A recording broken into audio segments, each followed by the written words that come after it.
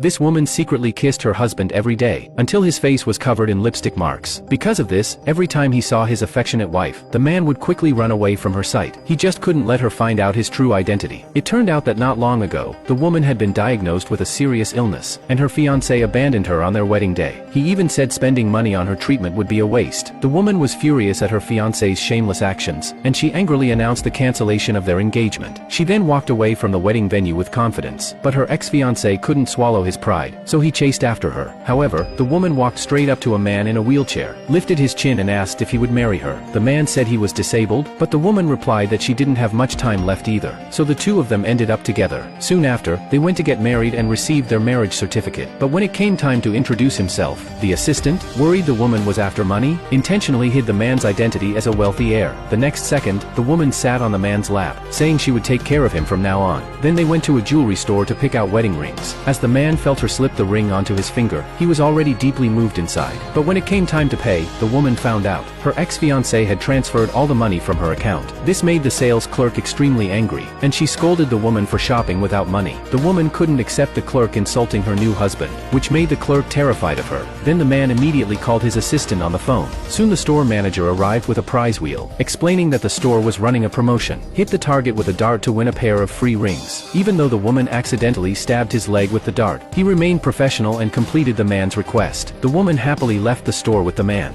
That night, while the woman was showering in the bathroom, the man secretly took off his eye mask and checked his phone. When the woman finished her shower and saw him, she realized he had been pretending to be blind all along. Just as she walked over to confront him, she accidentally fell right into his arms.